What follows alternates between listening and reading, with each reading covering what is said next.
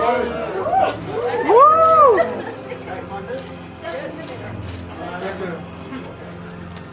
How's everybody?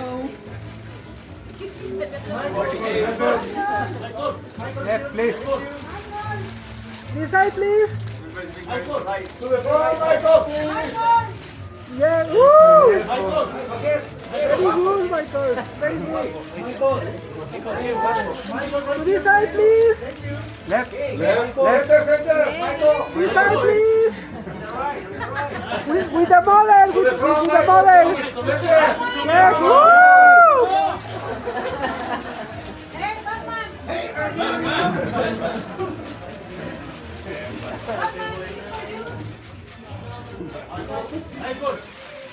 Michael. Okay. Michael to the front. Left. Left, please.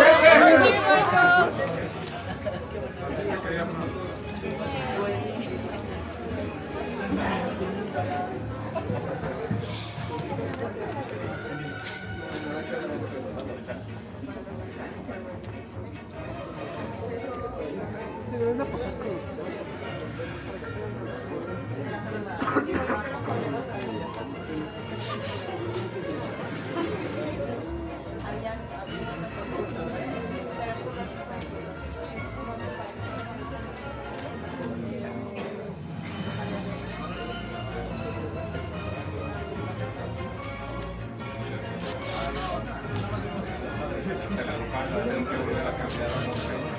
Vamos con el productor Tommy Harper.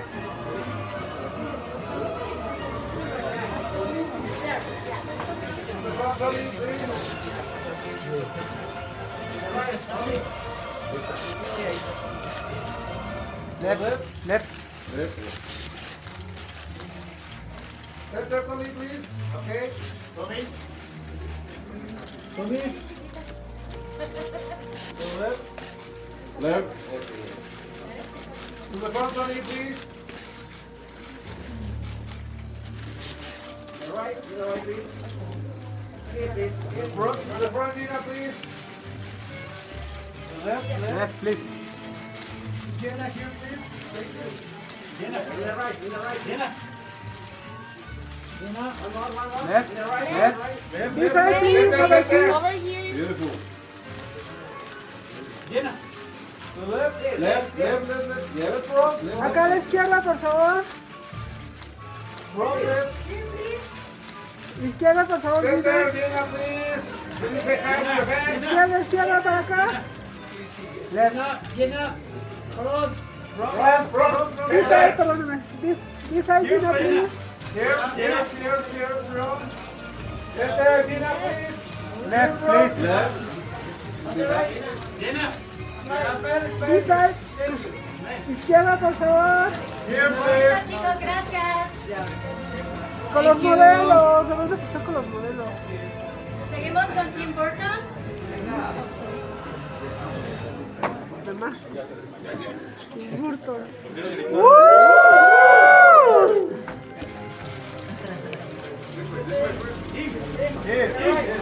Left and right, please. Over here, please. Center. Left. Left. This side, please. Over here. One more, please. To the left, please. Thank you. One more, To the please. center, please. With the models. With the models. Front. Left, please. Left. One photo with the models. With the models. Yes, with the models. Left, front. Left. Come here. Yes. Woo! Yeah, yes. Woo! To the left, please. Left. Woo! Woo! Woo! Center.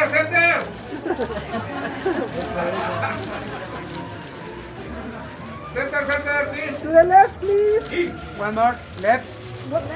The last, to the Left, left, please. please. Center, please. Thank you. Gracias. Thank you. Thank you.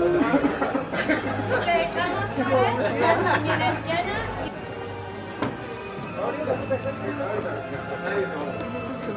front, center, please, both. Left. To the left, please. Guys, here. Left. Left, please. Here. Thank you. Center, Thank center, you. Jenna, Michael, center. With the mothers, guys. Center, please, both. Okay, sumamos Left. el please. Woo! Always in. Okay. A ver, no, in the center, please, everyone. Okay. Mónica Bellucci. Here, please. Left, please. Please. Center, please, everyone, please. to the center. Left. Every side, left, center. One more left. Thank you, guys.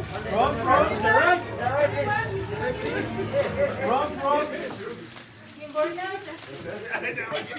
Good job, everyone. Okay, basket to the right, please. Very left, please. Left, center. Thank you.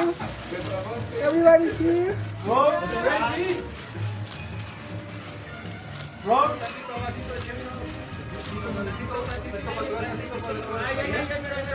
With the mothers. With the mothers. Woo! Y el productor, Toby. A little bit more to the right, please, everyone. Left. A little bit more. Everyone, okay. Unless you guys take a step to your swing center. Yeah. Okay. Okay. Now my voice will go back. Okay. To the front, please. Left. Left, please. Left, center. Everyone in the Right. center. Left. Left, please, guys. Over here. Center, please, everyone. Everybody smile. Everybody smile. Left. Listo, chicos, gracias. With the mothers. Thank you, guys. Thank you. Woo!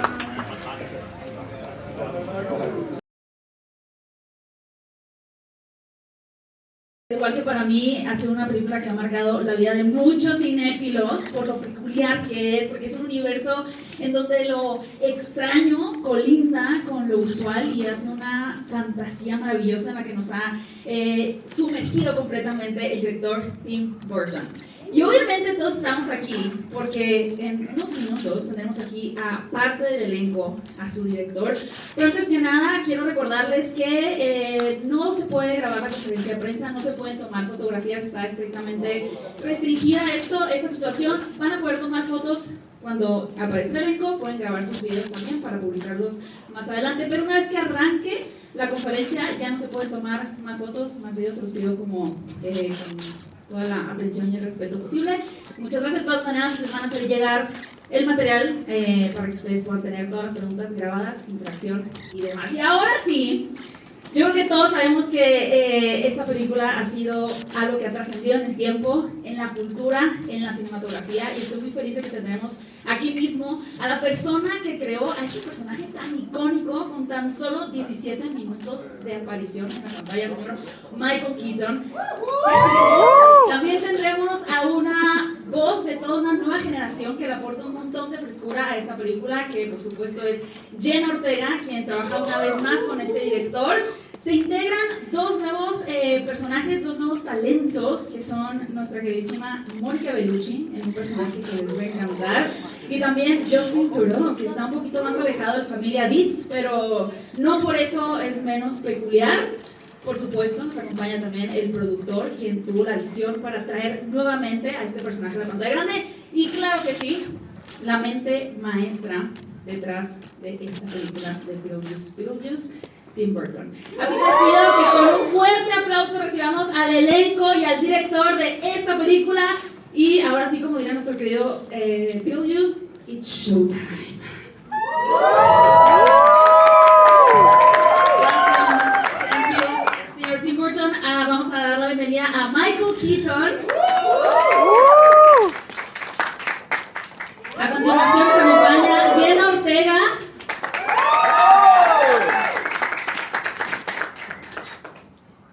supuesto, la maravillosa Mónica Bellucci. También Justin Trudeau. Un aplauso. Y el productor Tommy Harper.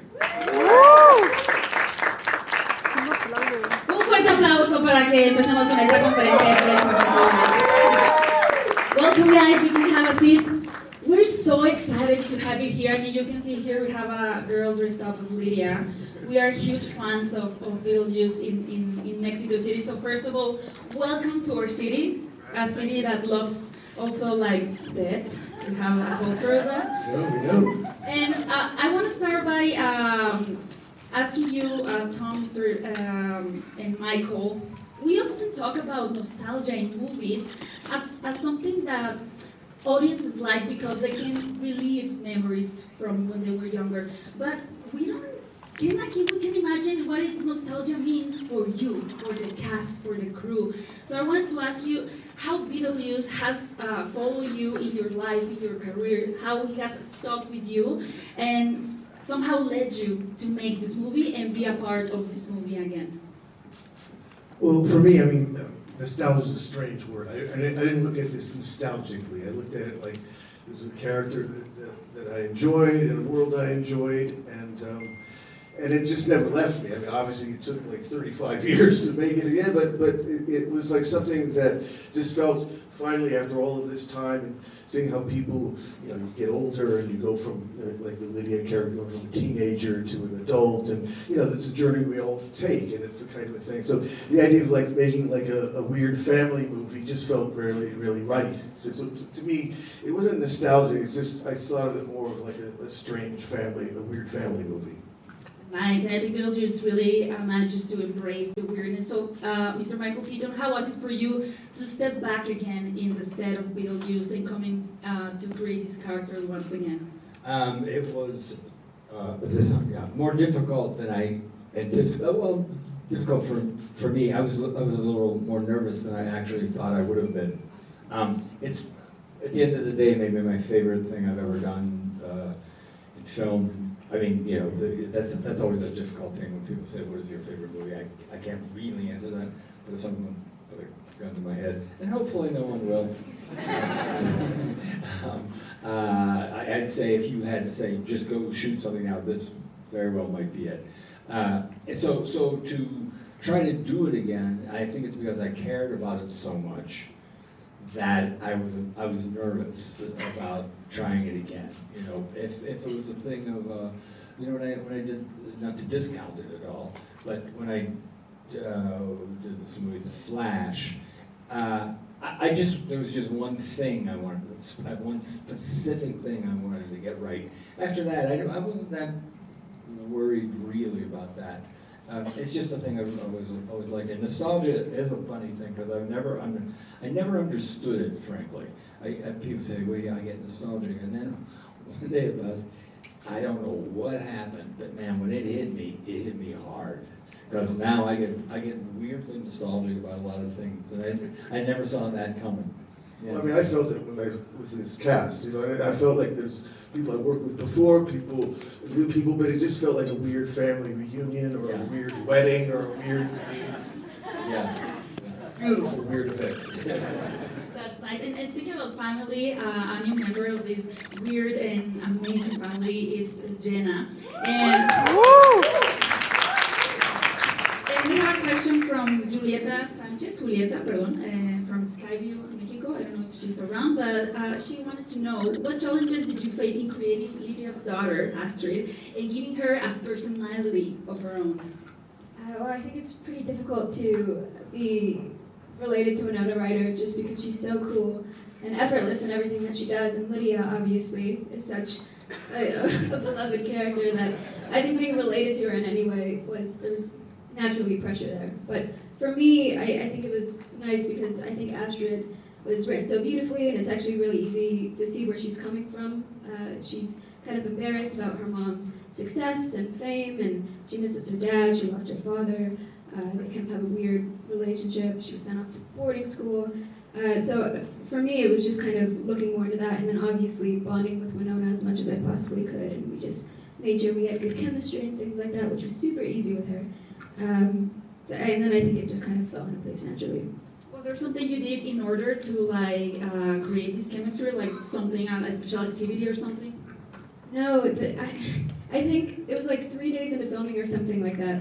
And Winona and I sat down and finally had time to have an actual conversation. It all kind of came together so quickly. But as soon as we started talking, we just did not move. It felt like for hours. And then we would go to her place, or she would come to mine, and then the same thing. Haven't touched phones, haven't gone to the bathroom, had a drink of the water, anything. It was incredible. We can't stop. That's amazing. Yeah, I think we see on screen the chemistry that you would have. And Monica, many people have seen the poster and made so many theories about your character. So many theories. But we have a question from Gustavo Hernandez from Cinemex. He asked, what was it like to prepare for entering Tim Burton's world and specifically stepping into this role, mysterious role of Dolores? Well, Dolores is a soul-sucking demon. We can say much because I know there are some journalists that haven't seen the movie yet. All I can say is that Tim told me, I have a key role in this movie for which I thought about you.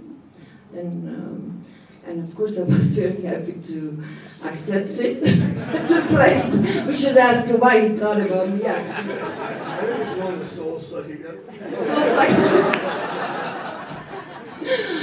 And typecast. all I can say is that I'm really honored to be part of this amazing cast.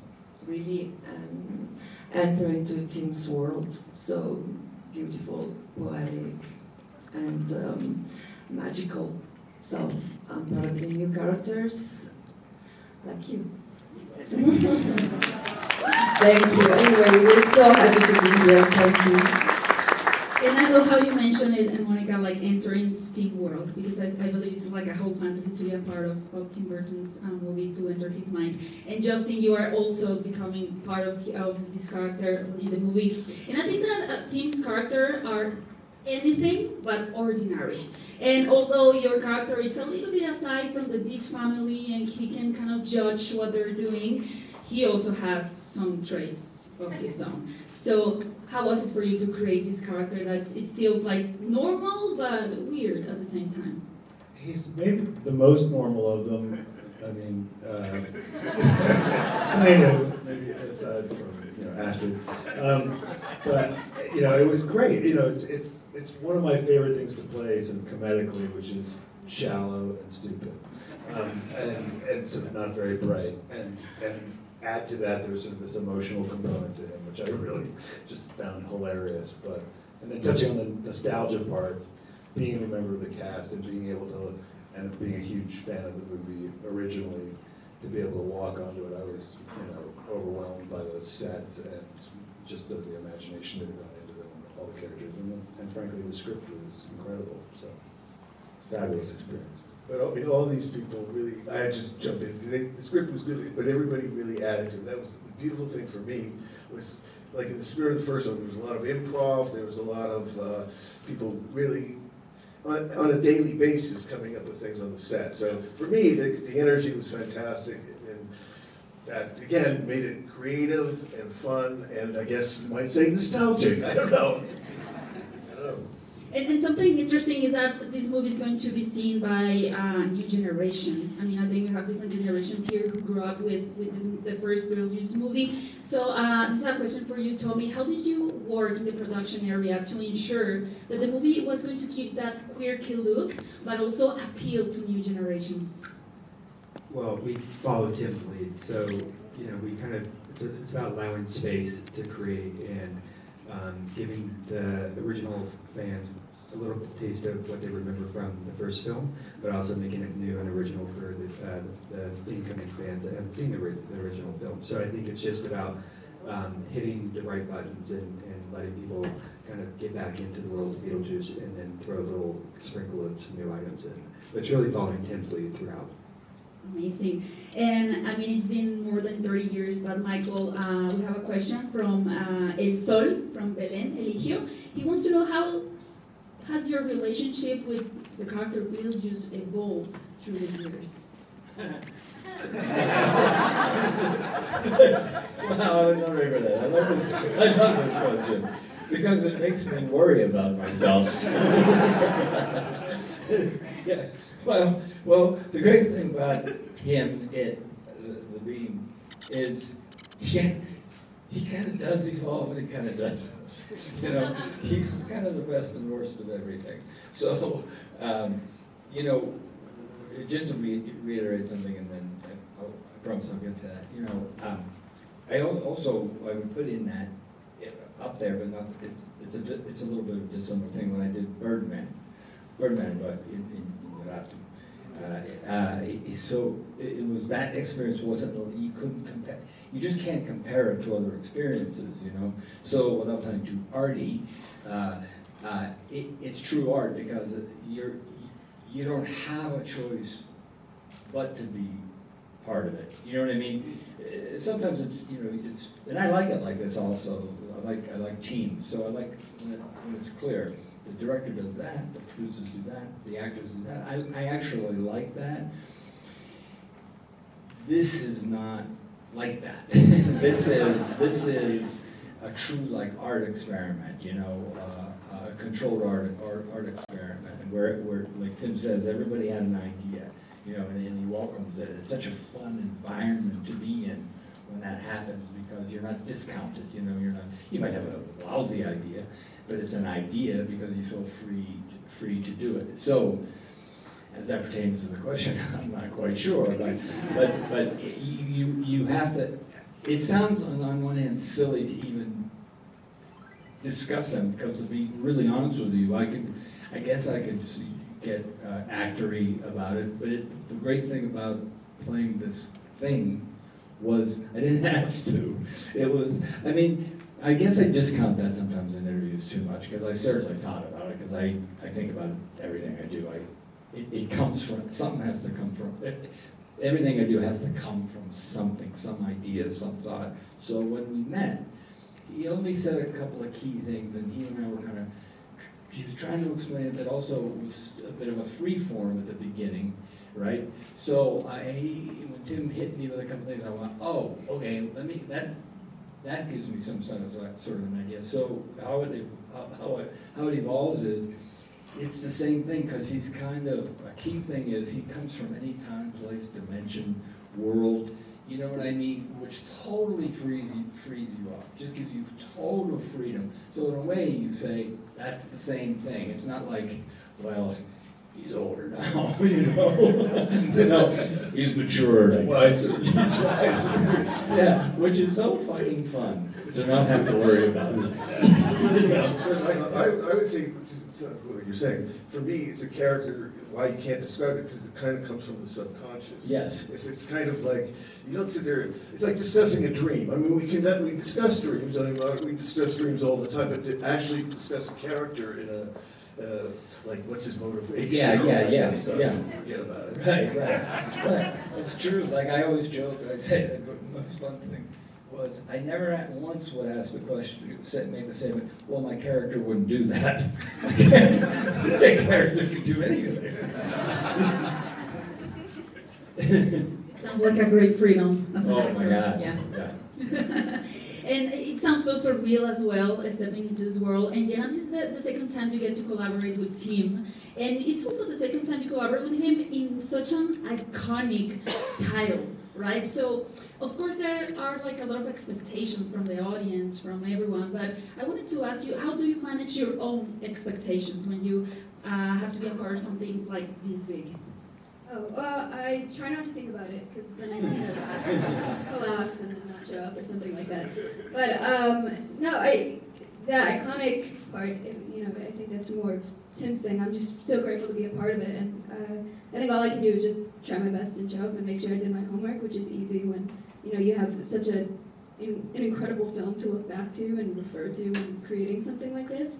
I mean, if anything, it's really exciting to see how excited other people get about it, or, you know, how engaged people are, and how such a strange movie has touched so many people. So I think for me, more so, the worry is making sure that we're doing it right, that we're as silly as possible, as campy as possible, which is really, really easy to do when you show up to work and there's a guy with his head sitting on the couch next to him, or you're trying to do your coverage and the camera's in your face, but you're having to lean more to the left because the ground is built like this. I think it was quite easy actually to play and be a part of the world once you were there. But she fit like a glove. Like it's not as easy. I don't mean to speak for you, but I would guess it's not as easy to do. Winona and they're somewhat grounded. Kind of. Catherine was eccentric and Justin. All the other characters, but that's not an easy thing to do to get the tone. What I noticed when she showed up said she just gets this. She just totally understands how to be in this thing. Just which is I don't think an easy thing to do. Yeah, no, I will say that. Like anybody else did. No. No, I was so confused. So confused. Also, what I'll say about this one that I think people might really enjoy, but I personally enjoyed, especially getting to play that out with Winona, is there's a little bit more of an emotional, heartfelt quality to this one, I think. There's more of a through line, so that kind of was my role, I guess, is in the middle of everything to kind of help ground things or, make things relatable and personable for people. So I think that was really the main struggle, is making sure I got that right, and it didn't feel like bad, dramatic acting in the middle of something that is supposed to be fun and entertaining and exciting. The dramatic essence, right? Right. How to manage that. Well, you did it amazing. Congratulations. And we have a question for Monica from Aaron Navarro de La Crónica de Hoy. Well, we mentioned that you are a villain, Simon Soul Sucker, right? But he wants to I know. don't say this anymore. I'm going to say she's a demon. She's No, although I can say that she has scars, and we all have emotional scars. And she's a metaphor some way, but in Tim's movie, there are always deep subjects, even though it is a comedy, a dark comedy, but still a comedy some way. But there are always deep subjects as life, death, love, because Tim knows how to create situations that are scary and unpredictable and shocking, but at the same time, in a situation that are full of emotion. And so he knows how to create and to make different feelings. I think that question was what inspired you to bring her to life, and I think that's the answer, right? What inspired me, that she comes from so much pain, but some way she comes back, full of scars. And Justin, we have another question for you from Ruby, from Oye 89.7. He wants to know what was it like to enter the world of Beetlejuice, because it's a movie that has like a really unique aesthetic and quirks. It's weirdly an aesthetic I love. Like, I love black clothing, and I love, but it's just a completely heightened, insane version of it. So, as I said before, to sort of step into it after having observed it or seen it reflected in pop culture for so long, and obviously being a huge fan of Tim's work writ large, it was just, kind of incredible, and everyone sort of has their own little movie happening within this movie. Everyone has their own very, very, very specific point of view, and again, that's large credit due to the script, Tim's vision. So it's just kind of fun. It was kind of, and it is so fully realized, and there's been much said about the practicality of the sets and the effects and all the rest of it. So you're really getting to do the things, when Michael's, opening up his sweater and his guts are spilling up, you can literally feel the gel hitting your body and all the rest of it. So it's not something where they're like, hey, when we show this, it's gonna look like this. It really was looking like this. I was like obsessed on the sets, just playing, going and talking to the puppeteers who were doing the baby or doing the guys who work, 3 people are controlling every bob, and the heads and the eyes that are moving. So it's kind of like going to Sesame Street, in a really whacked out way. Dark Sesame Street. Yeah, it was just fun. I love it. And you have mentioned so many details, and it's a question again for our team from Pamela Cortez de La Cine Mafia. Since you are a filmmaker who has a deep love for Mexico, a country which actually has a profound connection to death, how has this inspired you, your work on the film and throughout your career? Yes.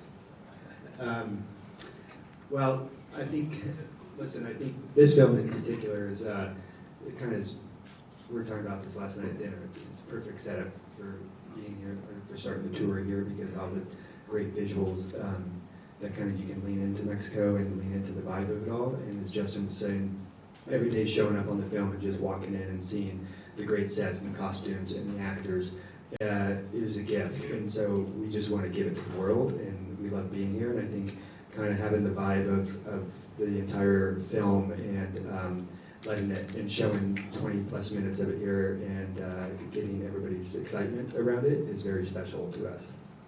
Okay, and Michael as a character, and that was more than enough to make him an icon. I mean, not more than enough, like I cannot stand this guy, just more than enough to make him an icon. It was the best 17 minutes, I guess. They were the best. But you know what I mean about him? I wanted to ask you, was there something you were eager to explore in the first film that you were able to do in the second one? You know, I keep saying this, you know, like he didn't have any parameters. Tim knew exactly what he wanted, always. Very clear, actually.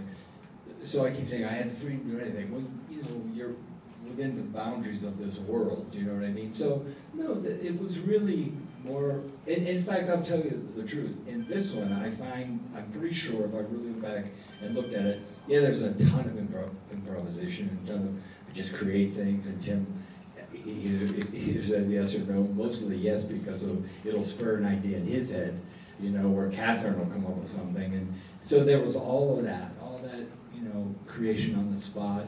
But the script was actually quite good going in.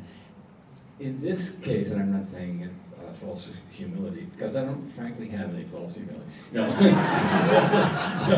no, I'm not saying that. It's really spread out in the story and the cast more so, without giving too much away. I mean, yeah, he is what he is. You know, he is what he is.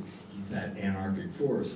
But there's more. There's I don't want to say more to go around, but everything has a little bit more.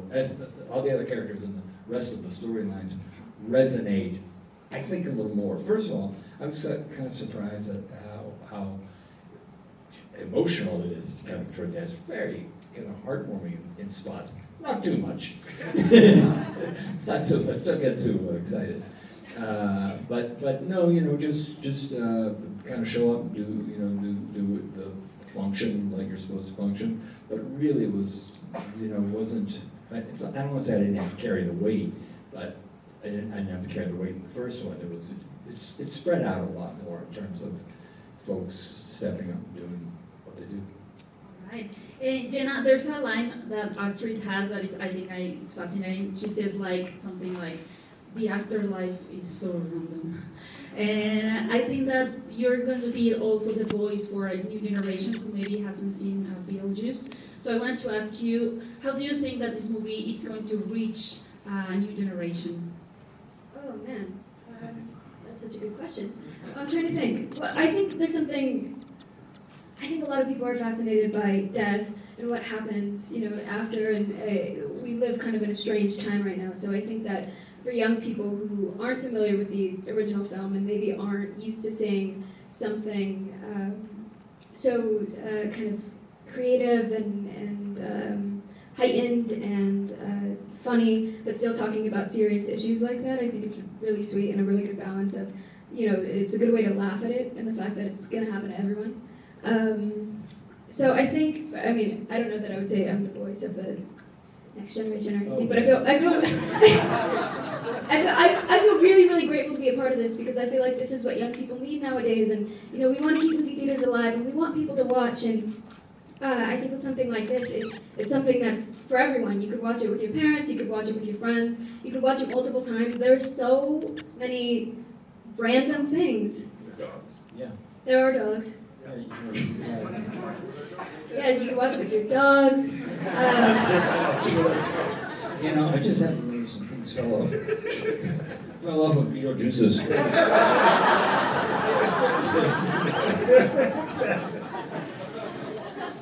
Spitting image. But it's true. It's for everyone, for everything. Like, you could watch it a million times and still not pick up on all the little, details in the film. So I think there's something about that where it's that you can just go back and back and it never gets old, which I think is really exciting for young people to see. It is. And speaking about the details, as a final question for Mr. Tim Burton, this is from Los 40. There's been a lot of talk about the return of practical effects. How did the filmmakers, everyone here, decided which scenes would benefit most from using practical effects and which one might be better to use CGI? Well, I don't think we used any CGI. I mean, we kind of did, look, we went through the thing of like doing everything practical. And even when we didn't do it, like, it wasn't really CG, we just do old-fashioned kind of matting, so we really didn't do anything that we didn't do on the first one. We didn't, I can't recall any CG at all.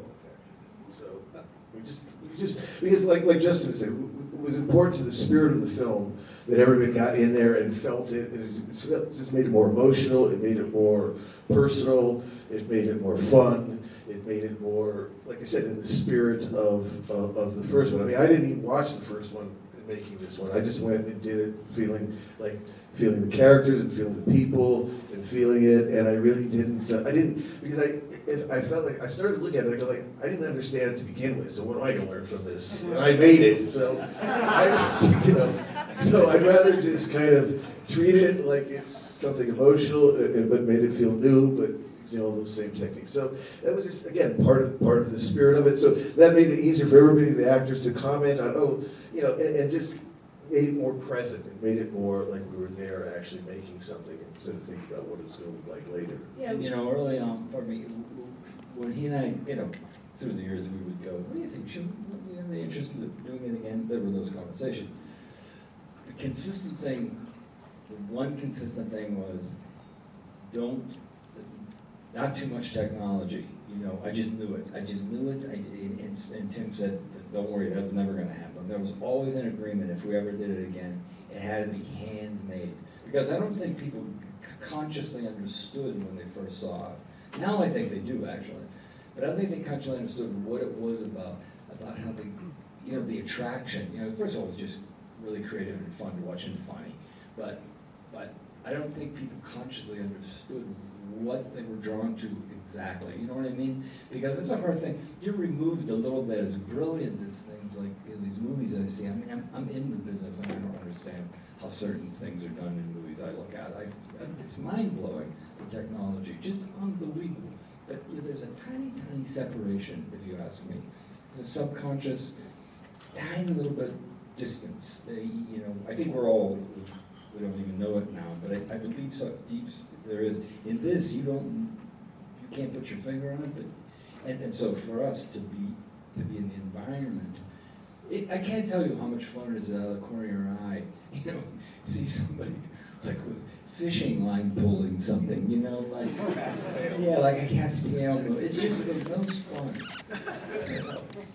It's like being a kid, Well, I think everyone in this room, or at least I hope, are going to enjoy this amazing movie, Beetlejuice, that it's basically a celebration of the eccentric, the weird, the beautiful, of the beauty of life as well. Like all of you.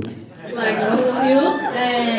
And also a reminder that even in the afterlife, we can have some laughter, mischief, and a little bit of darkness. So in the mood of Beetlejuice, and to get this day started, and your visit to Mexico, well, let's say it's showtime. Thank you so much.